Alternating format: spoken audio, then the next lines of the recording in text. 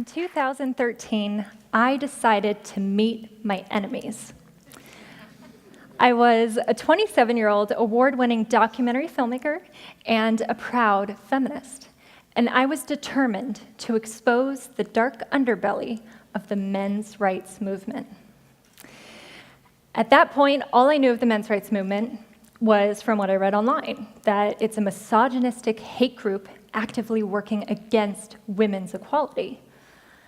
While the vast majority of my previous work was about women's issues, I directed documentaries about reproductive rights, single motherhood, and the need for more girls to get into STEM education. So when I learned that no one had ever documented the men's rights movement in a film before, I saw it as an opportunity to continue fighting for women's equality by exposing those preventing it. So for 1 year, I traveled North America, meeting the leaders and followers of the men's rights movement. I spent anywhere from 2 hours up to 8 hours interviewing each individual men's rights activist, also known as MRA.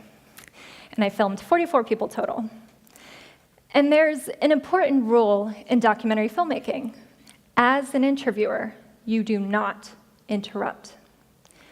So I'm asking questions, and I'm getting their full life story. And in the moment, I didn't realize it. But now looking back, I can see that while I was conducting my interviews, I wasn't actually listening. I was hearing them speak, and I knew the cameras were recording. But in those moments of sitting across from my enemy, I wasn't listening. What was I doing? I was anticipating. I was waiting to hear a sentence, or even just a couple of words in succession that proved what I wanted to believe, that I had found the misogynist, the ground zero of the war on women. A couple of times I thought I had it. There was one men's rights activist that said to me, "Just walk outside and look around. Everything you see was built by a man." Ooh, his statement felt anti-women. I felt my jaw clench, but I sat quietly, as a documentarian should, while removing all the space between my upper and lower molars. After my year of filming, I was reviewing the 100 hours of footage I had gathered, replaying and transcribing it, which, believe me when I say, no one will ever listen to you more than someone who transcribes your words. You should write that down. So I was typing out every word meticulously, and through that process, I began to realize that my initial knee-jerk reactions to certain statements weren't really warranted, and my feeling offended didn't hold up to intense scrutiny. Was that statement about men having built the skyscrapers and the bridges anti-women? I thought, well, what would be the gender reverse scenario? Maybe a feminist saying, "Just look around. Everyone you see was birthed by a woman." Wow, that's a powerful statement. And it's true. Is it anti-male? I don't think so. I think it's acknowledging our unique and valued contributions to our society. Well, luckily, while I was making the Red Pill movie, I kept a video diary, which ended up tracking my evolving views. And in looking back on the 37 diaries I recorded that year, there was a common theme. I would often hear an innocent and valid point that a men's rights activist would make, but in my head, I would add on to their statement a sexist or anti-woman spin, assuming that's what they wanted to say but didn't. So here are two examples of how that would go. A men's rights activist, an MRA, would say to me, "There are over 2,000 domestic violence shelters for women in the United States, but only one for men. Yet multiple reputable studies show that men are just as likely to be abused." I would hear them say, "We don't need 2,000 shelters for women. They're all lying about being abused. It's all a scam." But in looking back on all the footage I'd gathered of men's rights activists talking about shelters, and all the blogs they've written and the video live streams they've posted on YouTube. They're not trying to defund women's shelters, not at all. All they're saying is that men can be abused too, and they deserve care and compassion. Second example, a men's rights activist would say to me, "Where is justice for the man who was falsely accused of raping a woman? And because of this accusation, he loses his college scholarship and is branded with the inescapable title of rapist." I would hear them say, "A woman being raped isn't a big deal." It's as if I didn't hear the word falsely accused of rape. All I heard was he was accused of rape. Of course, rape is a big deal, and all the men's rights activists I met agreed it is a horrible thing to have happened to anyone. I eventually realized what they're saying is they're trying to add to the gender equality discussion who is standing up for the good-hearted, honorable man that loses his scholarship, his job, or worse yet, his children, because he's accused of something he absolutely did not do. Well, I couldn't keep denying the points they were making. There are real issues. But in my effort to avoid agreeing with my enemy completely, I changed from putting words in their mouth to acknowledging the issue, but insisting they are women's issues.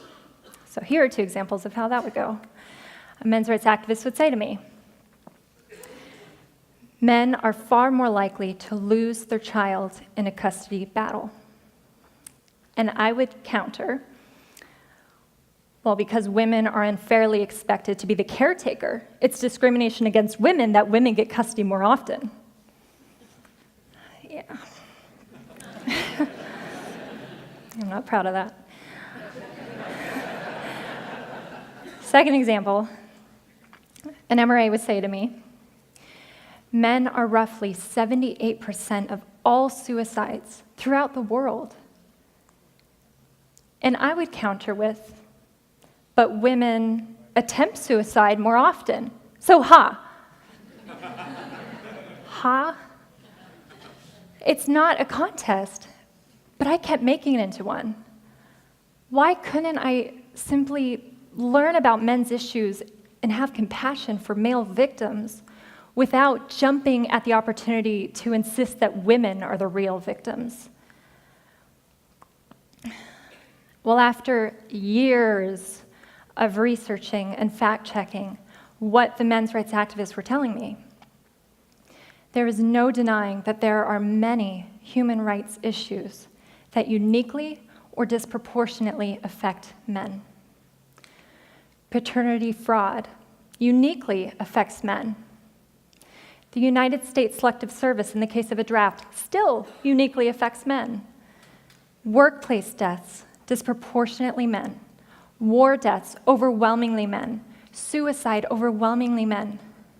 Sentencing disparity, life expectancy, child custody, child support, false rape allegations, criminal court bias, misandry, failure to launch, boys falling behind in education, homelessness, veterans issues, infant male genital mutilation, lack of parental choice once a child is conceived, lack of resources for male victims of domestic violence.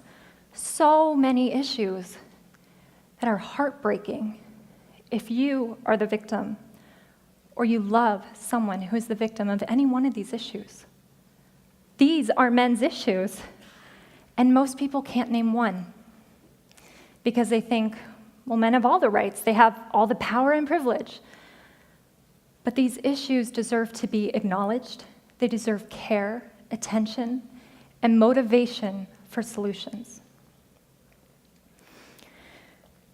Before making the Red Pill movie, I was a feminist of about 10 years, and I thought I was well-versed on gender equality issues.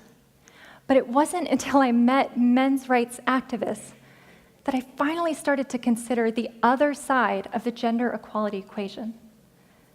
It doesn't mean I agreed with all that they said, but I saw the immense value in listening to them and trying to see the world through their eyes. I thought, if I could get my audience to also listen to them. It could serve as a rung on the ladder, bringing us all up to a higher consciousness about gender equality.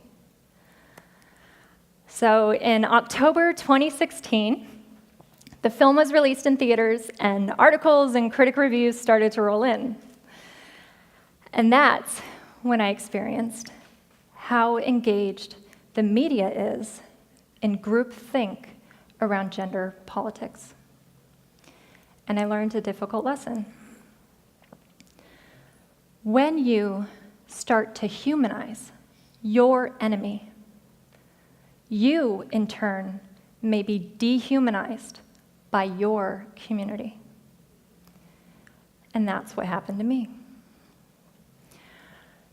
Rather than debating the merit of the issues addressed in the film, I became the target of a smear campaign.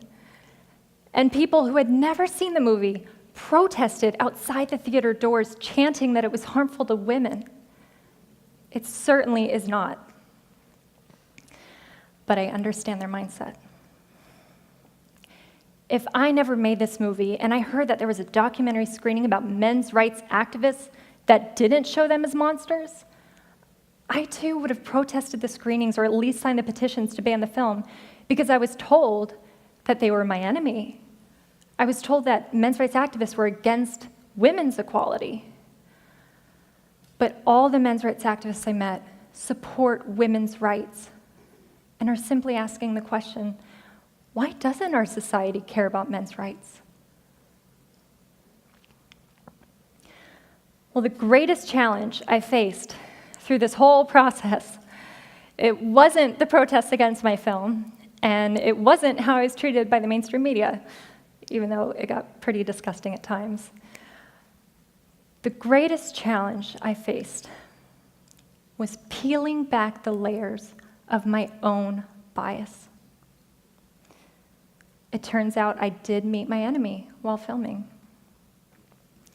It was my ego saying that I was right and they were subhuman. It's no secret now that I no longer call myself a feminist, but I must clarify, I am not anti-feminist, and I am not a men's rights activist. I still support women's rights, and I now care about men's rights as well.